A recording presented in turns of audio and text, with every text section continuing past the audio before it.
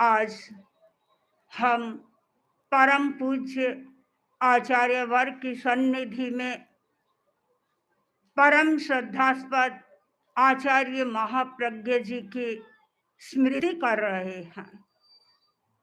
एक छोटा सा बच्चा साधारण गांव में जन्मा, साधारण परिवार में जन्मा, साधारण परिवेश उसे मिला, साधारण वातावरण उसे मिला, किंतु वह असाधारण बन गया।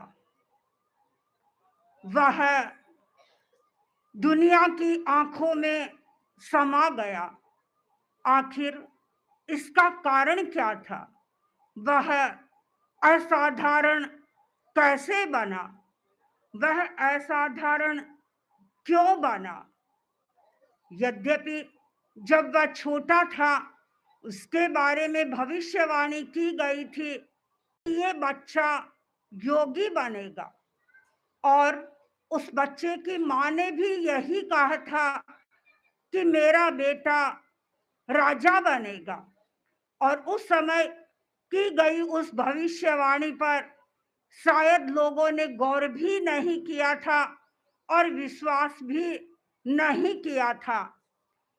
एक बीज में बरगद बनने की संभावनाएं रहती है। एक बच्चे में भी अनेक प्रकार की संभावनाएं निहित रहती है। बालक नथमल में अनेक प्रकार की संभावनाएं थी और उस संभावनाओं को उजागर किया पूज्य कालूगणी ने। 10 वर्ष का वह बच्चा कालूगणी के चरण शरण में आ गया। उन्होंने उसे दीक्षित किया और शिक्षित होने के लिए मुनि तुलसी को सौंप दिया। एक कच्चा घड़ा पूज्य कालूगणी के पास में आया और उसे परिपक्व बनाने के लिए मुनि तुलसी के हाथों में उसे सौंप दिया।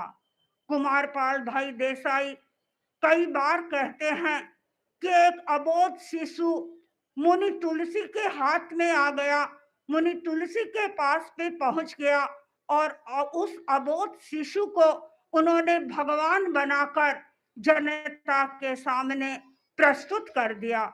वही अबोध बालक तुलसी की पोशाल में अध्ययन कर रहा है, मुनि तुलसी के पास में पढ़ रहा है, लेकिन साधारण सा विद्यार्थी था। पढ़ाने पर भी पढ़ाई चढ़ नहीं रही थी। एक श्लोक को याद करने में कितना समय लग जाता था, किंतु मुनि तुलसी ने उस बच्चे में भविष्य का दर्शन किया और उन्होंने श्रम किया, पुरुषार्थ किया उस बच्चे के भीतर की प्रज्ञा को निखारने का, और स्वयं उसके साथ में बैठ करके श्लोकों का उच्चारण करते, स्वयं श्लोकों की के घोष लगाते और उस बच्चे को सिखाने का प्रयत्न करते।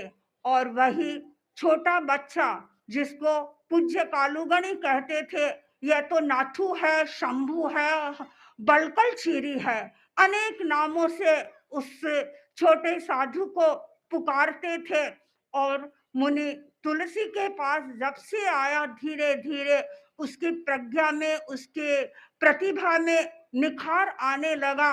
और जिस साधु को 1 श्लोक 2 श्लोक याद करने में लंबा समय लगता था, वही साधु कुछ ही वर्षों के बाद में उत्तराध्ययन जैसे सूत्र को, एक एक अध्ययन को उन्होंने एक एक दिन में सीख करके अपनी प्रतिभा का परिचय दिया। और सबको ऐसे लगने लगा कि सचमुच में ये बालक तो अब धीरे धीरे विकास की सीढ़ियों पर चढ़ रहा है। मुनि तुलसी का प्रयत्न था, और उसके बाद जब वे आचार्य तुलसी बन गए, अनेक लोगों को प्रसन्नता हुई। लेकिन मुनि नथमल जी अपनी आत्मकथा में लिखते हैं कि जब मुनि तुलसी को आचार्य तुलसी बनाया गया तो मुझे प्रसन्नता नहीं हुई। क्योंकि इतने दिन तो उनका सारा ध्यान मेरे पर केंद्रित था, मेरे विकास में वे ध्यान देते थे, और अब उनका तो सारा ध्यान पूरे संघ पर केंद्रित हो जाएगा। वे छोटे छोटे कई साधु मायूस हो गए, हताश से हो गए, अब हमारी विकास की यात्रा आगे कैसे चलेगी। और गुरुदेव श्री देख रहे थे, उन छोटे छोटे दूध मुए साधुओं को अपने पास में बुलाया और कहा, तुम चिंता मत करो, तुम अपना अध्ययन करते रहो और आगे बढ़ते रहो। गुरुदेव श्री तुलसी ने मुनि नथमल जी की क्षमता को पहचाना और धीरे धीरे अनेक संघीय एक्टिविटीज के साथ में, संघीय कार्यों के साथ में उनको जोड़ते रहे, उनको साज का मुखिया बनाया, और उसके बाद में उनको निकाय सचिव जैसे प्रतिष्ठित पद पर लाने का कार्य किया। और उसके बाद उनको महाप्रज्ञ अलंकरण से अलंकृत भी किया, महाप्रज्ञ मुनि नथमल बन गए, युवाचार्य महाप्रज्ञ बन गए। और यहाँ पर ही आकर उन्होंने विश्राम नहीं लिया, उन्होंने उनको आचार्य पद का जो गरिमापूर्ण दायित्व है, वह दायित्व भी अपने आंखों के सामने दे दिया और निश्चिंत बन गए। मुनि नथमल जी की प्रज्ञा धीरे धीरे निखार को प्राप्त कर रही थी, प्रज्ञा का प्रकर्ष हो रहा था। और एक बार आचार्य श्री तुलसी ने कहा था, मुनि नथमल जी की प्रज्ञा जागृत हो रही है, और प्रज्ञा जागृति में इनके निमित्त बन रहा है इनका अपना विनय, इनका समर्पण और इनकी विधायक सोच। जिस व्यक्ति के पास विनय विनम्रता होती है, जो व्यक्ति विनम्र होता है, जो व्यक्ति समर्पण का जीवन जीता है और जिसकी सोच सही होती है, वह व्यक्ति अपनी प्रज्ञा का विकास करता है।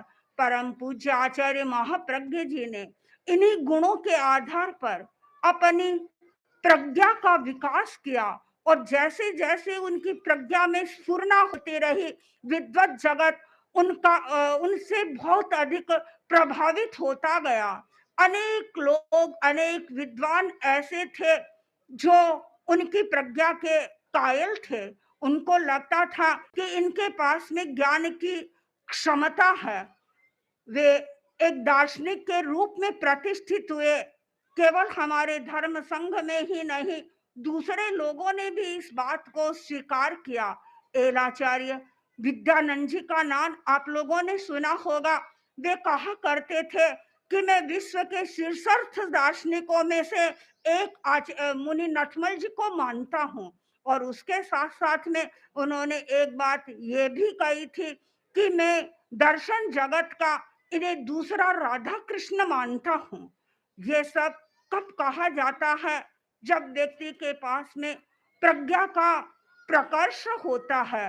और डॉक्टर हमारे स्वर्गीय राष्ट्रपति अब्दुल कलाम को तो आप लोगों ने कईयों ने देखा होगा कि कितनी बार वे आचार्य महाप्रज्ञ जी के पास में आए थे। अहमदाबाद में भी आचार्य वर्ग घटना का उल्लेख कर रहे थे कि यहाँ पर पहली बार नहीं, राष्ट्रपति बनने के बाद पहली बार अहमदाबाद में आचार्य वर्ग से स्वयं आए।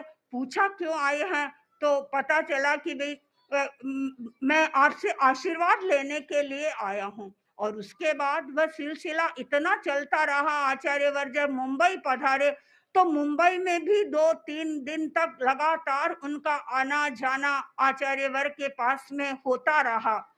एक और एक व्यक्ति जो विज्ञान के शीर्ष स्तर पर खड़ा है, और दूसरा व्यक्ति जो अध्यात्म के शीर्ष स्तर पर है, और उन दोनों में इतना नैकट्य, इतना सामीप्य जिसकी हम कभी कल्पना नहीं कर सकते। क्या हम कभी इस बात को सोच सकते हैं कि एक राष्ट्रपति एक अध्यात्म के संत को पुस्तक लिखने के बारे में कहेंगे? उन्होंने सुझाव दिया कि हम एक पुस्तक लिखेंगे, दोनों की संयुक्त पुस्तक आएगी। आप लोगों ने पुस्तक को देखा होगा, the family and the nation. और वह पुस्तक काफी चर्चित रही और अनेक भाषाओं में उसका अनुवाद भी हुआ था। और इस पुस्तक का लेखन सचमुच में एक चैलेंज का कार्य था। हम आम आदमी शायद इस बात को स्वीकार भी नहीं कर सकता कि एक राष्ट्रपति के साथ में मैं पुस्तक लिखूं, लेकिन आचार्य महाप्रज्ञ जी ने इस चुनौती को स्वीकार किया, क्योंकि उनके पास में प्रज्ञा का प्रकर्ष था। और जिस व्यक्ति के पास में प्रज्ञा होती है, वह बड़े से बड़ा कार्य कर सकता है। परम पूज्य गणाधिपति गुरुदेव भी चुनौतियों को स्वीकार करते थे। जब वह जयपुर में विराज रहे थे, जयपुर में राजस्थान यूनिवर्सिटी के वाइस चांसलर आए और आकर के गुरुदेव से निवेदन किया कि हम चाहते हैं मुनि नथमल जी को आप राजस्थान विश्वविद्यालय में भेजें और वहां पर जैन न्याय के विकास के संदर्भ में इनके कुछ वक्तव्य हो। आचार्यवर तो चाहते ही थे कि मुझे कोई इस प्रकार आकर के बताए, और आचार्यवर ने उस बात को स्वीकार कर लिया और मुनि नथमल जी राजस्थान यूनिवर्सिटी में अपने वक्तव्य देने के लिए जाते थे। और वक्तव्य भी साधारण नहीं थे, जैन न्याय के संदर्भ में वक्तव्य होते थे। अनेक विद्वत परिषद सामने रहती थी और खाली वक्तव्य पर ही विराम नहीं होता, वक्तव्य के बाद में जिज्ञासा और समाधान का क्रम भी चलता था।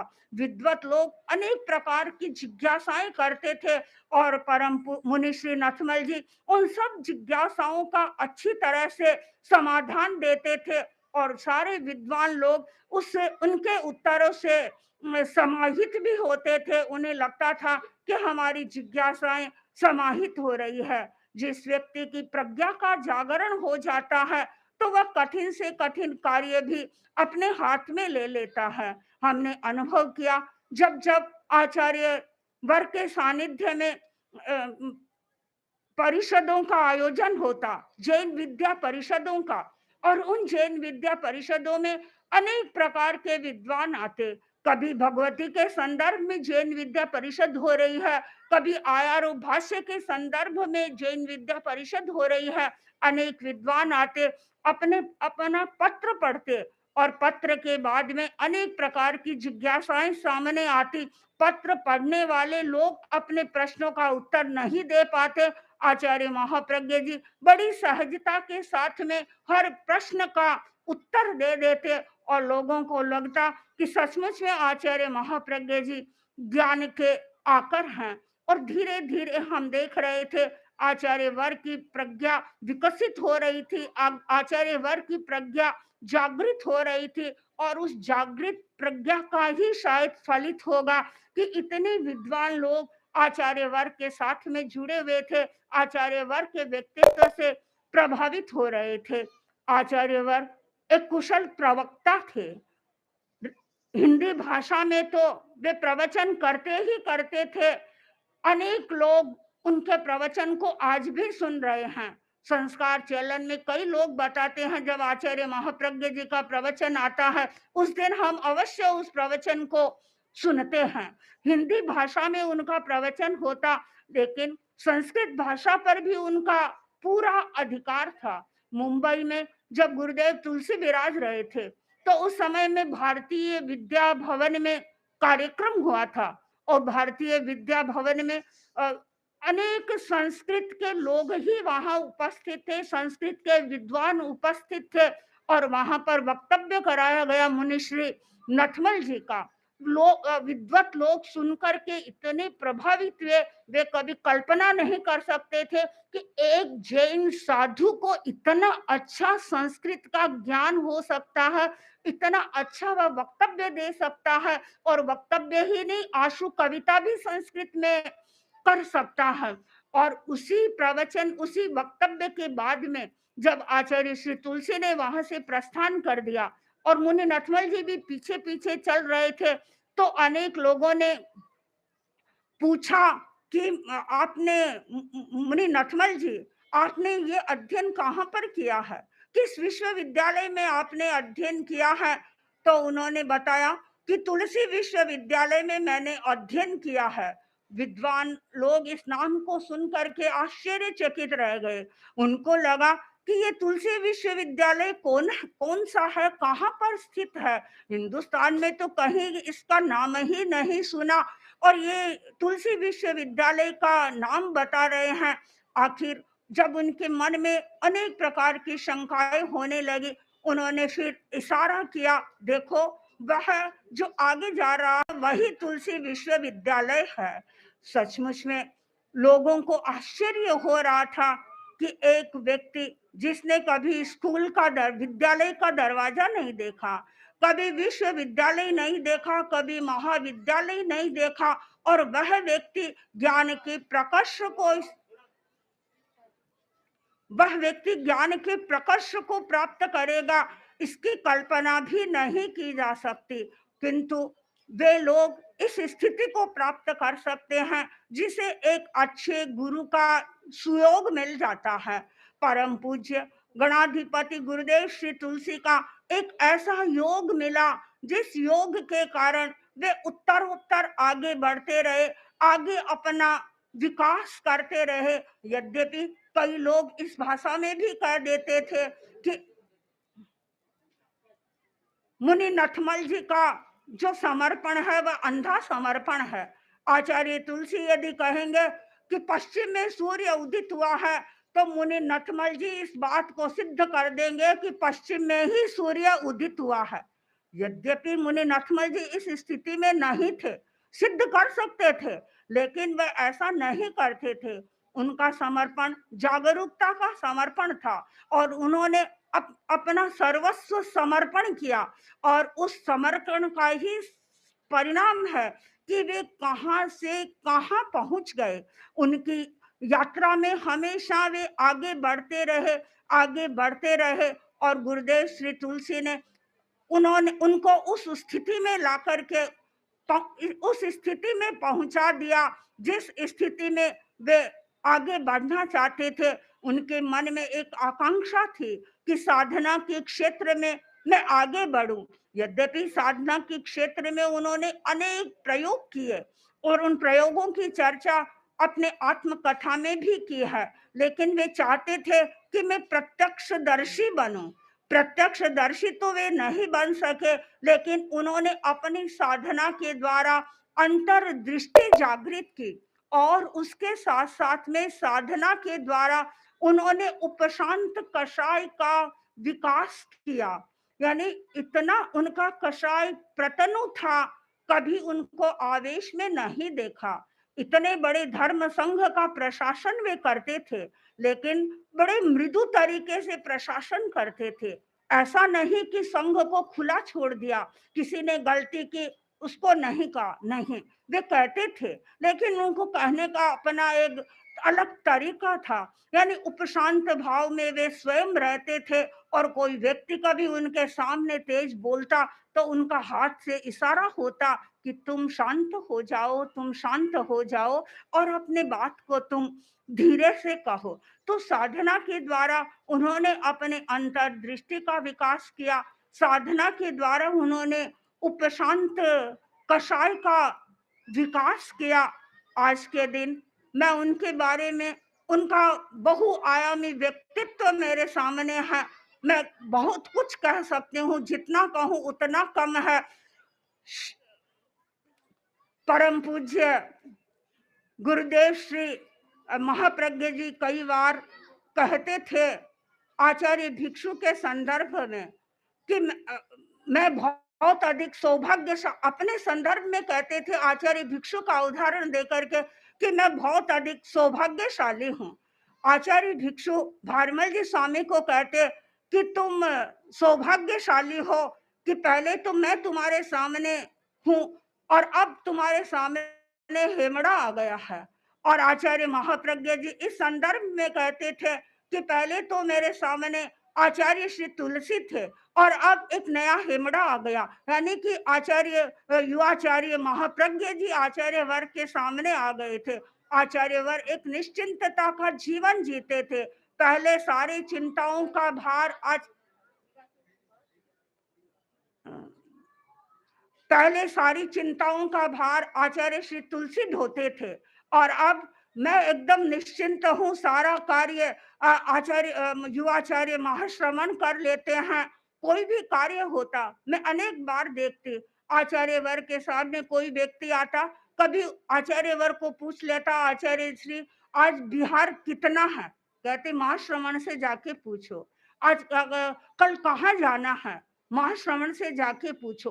अनेक प्रश्न होते हैं जिनका उत्तर यही होता कि महाश्रमण से पूछो। यानी महाश्रमण पर आचार्यवर ने इतना अधिक विश्वास किया जिसकी कोई सीमा नहीं थी, और जो दायित्व आप श्री को दिया उस दायित्व को देकर के पूरे निश्चिंत से हो गए थे।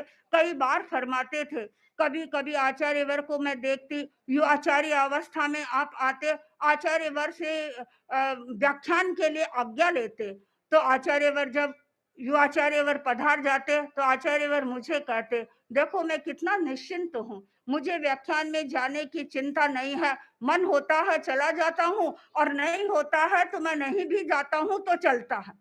यानी ऐसे शिष्य को की प्राप्ति होना भी सचमुच में सौभाग्य का प्रतीक है।